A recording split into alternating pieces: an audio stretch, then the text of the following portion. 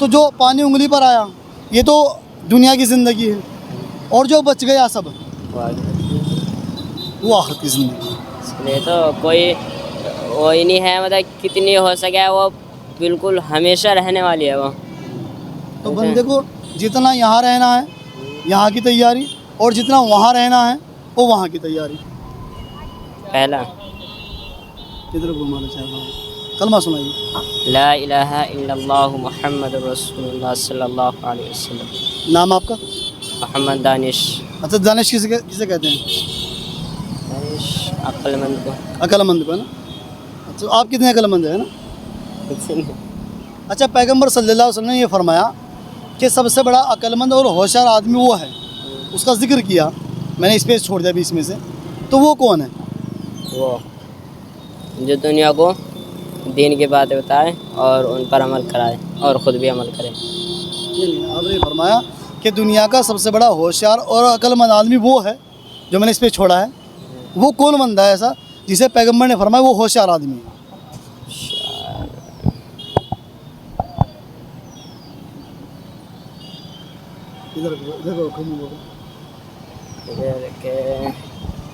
सोचिए थोड़ा, मैं बता दूंगा इंशाल्लाह। मतलब ज़हनी आजमाइश है, ऐसा नहीं कि आपको गुनाह हो जाएगा। चलिए मैं बताता हूँ आपको। पैगंबर ने ये फरमाया कि सबसे बड़ा होशियार और अक्लमंद आदमी वो है जो मरने से पहले मरने की तैयारी कर ले। गलत कहा? सही? सही। अच्छा, कि ये बात हमसे पूछी जाए और भाई हमसे पूछा भाई दुनिया के अंदर सबसे ज़्यादा होशियार आदमी कौन है, तो हमारा क्या जवाब होगा? हमारा हम क्या जवाब देंगे? अगर तुमसे पूछी जाए, आप, मैं, तुम, सब उम्मत, उसे क्या जवाब दे सकते हैं? यही जवाब दे। नहीं, अक्सर लोग जवाब उसे देते हैं कि जिसके पास में अच्छी गाड़ी हो, बंगला हो, दुकान हो, मकान हो। वो दुनिया के हिसाब से, दुनिया के एतबार से बताएं, क्योंकि हमारी नज़रों के सामने दुनिया बनी हुई है, तो हम क्या कहेंगे कि सबसे बड़ा होशियार आदमी वो है जो दुनिया के अंदर रहते हुए अच्छी बिल्डिंगें बना ले, अच्छी गाड़ियाँ ख़रीद ले, अच्छे मकान बना ले, और उसके पास दुनिया के ऐशो आराम के सारे आसाइश मौजूद हों, उसे कहेंगे ना। लेकिन पैगंबर ने क्या फरमाया? जो आखिरत बनाया, जो आखिरत तैयार कर। ऐसा क्यों कहा आपने?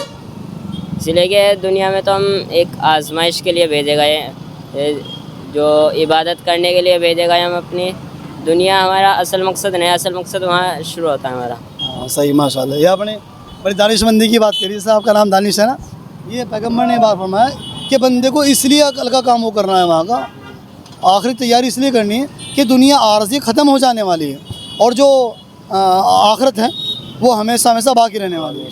अच्छा, कितने दिन की आखिरत होगी? कोई मिसाल, कोई हदीस? आखिरत इसकी मिसाल तो ना ही, वो तो हमेशा रहने वाली है। मतलब कोई मिसाल आपके जहन में नहीं है? नहीं।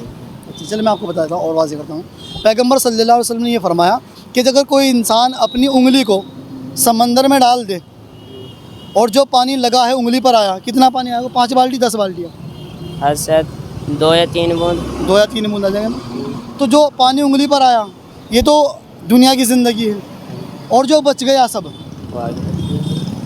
वो आखिरत की ज़िंदगी। इसलिए तो कोई वो ही नहीं है, मतलब कितनी हो सके वो बिल्कुल हमेशा रहने वाली है वो। तो बंदे को जितना यहाँ रहना है यहाँ की तैयारी, और जितना वहाँ रहना है वो वहाँ की तैयारी। चलिए, अच्छा आपके ज़रिए से पूछेंगे, जो तालिब इल्म आपके पढ़ने वाले साहब क्या पढ़ रहे हैं? 2 अरबी। अरबी 2 में पढ़ रहे हैं आप। तो जो आपके साथ में पढ़ने वाले लोग हैं और अक्सर मोबाइलों को चलाते रहते हैं पढ़ाई के औकात में भी, तो आप उन्हें क्या पैगाम दोगे? उन लोगों को जिनके पास मोबाइल बड़े हैं, क्योंकि अक्सर दौर मोबाइल का सब एंड्रॉयड चलाते हैं, तो उन्हें क्या पैगाम दोगे? गाँव वाली में सख्ताई बहुत है, इसलिए बहुत कम चलाते हैं। अच्छा, बागो वाली के अंदर जो मदरसा, क्या नाम है मदरसे का? मदरसा खादिमुल उलूम। खादिमुल उलूम। तो वहाँ सख्ताई बहुत है मोबाइल को लेकर के।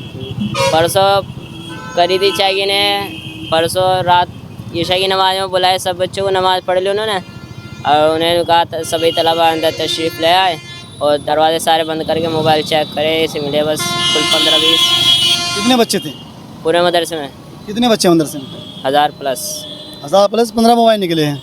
तो यानी कि जो इसके अलावा जो बच्चे हैं वो मोबाइल चलाते नहीं हैं? छोटा रखते हैं। चलाते हैं, हाँ। मगर छोटा, एंड्रॉयड की परमिशन नहीं है। हाँ। बड़े फोन पहले छोटे की भी नहीं थी, अब तो बस ज़रूर घर दूर दूर के आवे है, घर तो बात करनी पड़े उन्हें, इसलिए छोटे की इजाज़त है बस उनसे। अच्छा, जैसे आपके जो जैसे आपने बताया तालिब इल्म वहाँ पर मोबाइल अक्सर नहीं रखते हैं और वहाँ सख्ती का माहौल है मोबाइल को लेकर के, तो जो और जो मदरसे हैं आप उन्हें क्या पैगाम दोगे? सही नहीं है मोबाइल चलाना तालिब इल्म के लिए। और क्यों असल में मोबाइल में वो काम नहीं कर पाते जो पढ़ाई के लिए आया है, तो पढ़ाई करो, मोबाइल में चलाओ। फिर ये बहुत ज़रूरी चीज़ है। मोबाइल चलाओगे तो फिर उधर से ध्यान हट जाएगा। एक ही चीज़ का हो सके तो मोबाइल चला लो, पढ़ाई कर लो, यानी कि जो असल मकसद है उससे हट जा। वो बंदा वो नहीं कर पाएगा ना। चलिए माशाल्लाह, ख्याल रखना चाहिए जितने भी स्टूडेंट पढ़ने वाले हैं, तालिब इल्म है, क्योंकि ये देश का भविष्य है।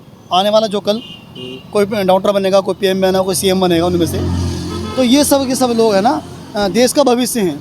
अगर ये अपने जहन के अंदर देश की तस्वीर को नहीं रखने के, तो मालूम क्या हो कि देश की है ना जो डेमोक्रेसी है वो डाउन होती चली जाएगी, देश की जो ताकत है वो कमज़ोर होती चली जाएगी। क्योंकि जब हमें उसका इल्म नहीं होने का, जब अपने दौरान इल्म के दौरान, पढ़ने के दौरान हमने वो चीज़ नहीं सीखी होगी, तो फिर क्या होगा। चलिए माशाल्लाह, अच्छा मिलके कैसा लगा है? अच्छा लगा है। चलिए बहुत बहुत शुक्रिया। अस्सलाम वालेकुम। अस्सलाम।